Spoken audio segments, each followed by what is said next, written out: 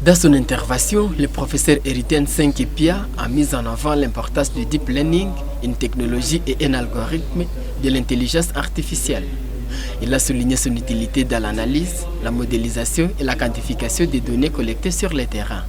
En outre, il a expliqué comment cette technologie peut être appliquée dans des domaines variés tels que le commerce électronique et la prévision des changements climatiques. L'analyse des données climatiques. Aujourd'hui, par exemple, nous avons un grand problème au niveau climatique. Et pour arriver à comprendre ces changements climatiques, les deep learning et la recherche quantitative peuvent nous aider. La deuxième étude de cas qu'on peut trouver, c'est l'étude de cas de type système de recommandation. Je peux utiliser le deep learning pour améliorer l'expérience des utilisateurs dans le commerce électronique. Les gens qui font le commerce électronique, on peut appliquer le deep learning pour créer ce qu'on appelle des systèmes de recommandation. Donc j'espère que le deep learning et la recherche quantitative sont des domaines qui peuvent nous aider nous tous, indépendamment des domaines ou de l'orientation, à bien mener nos recherches.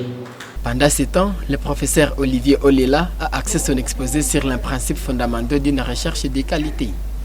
Selon lui, une recherche scientifique rigoureuse respecte les méthodes établies et reste ouverte aux critiques constructives des autres chercheurs. Il a également encouragé les étudiants et chercheurs à publier leurs travaux dans des revues scientifiques à libre accès afin de permettre à leurs pairs d'y contribuer. D'abord, la recherche, la première des choses, y a-t-il un problème à résoudre? Lorsqu'il y a un problème à résoudre, alors cette procédure à vouloir résoudre ces problèmes, c'est ce que j'appelle la recherche, mais pour résoudre un problème, il y a des préalables. D'abord, lorsque le problème apparaît, ça veut dire qu'il y a quelque chose qui avait déjà été fait avant. D'abord, il faut savoir qu'est-ce qui a été fait. C'est ce qu'on appelle revue de littérature. Moi, je suis de cette école qui pense qu'on ne peut pas innover sans avoir compris ce que les autres ont fait. Et si vous regardez l'évolution du monde, c'était comme ça.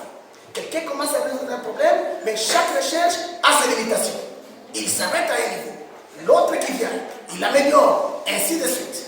Et c'est ça qui amène à l'innovation. D'ailleurs, les meilleurs journaux de tous les temps, ce sont les journaux qui sont gratos. Par exemple, un journal de l'université. Alors, mieux vaut publier dans un journal où vous savez que mon manuscrit sera reviewé. Parce que si le manuscrit est reviewé, même si tu as fait une erreur, parce que si le review est bien fait, tu peux améliorer ton article. Comprenez?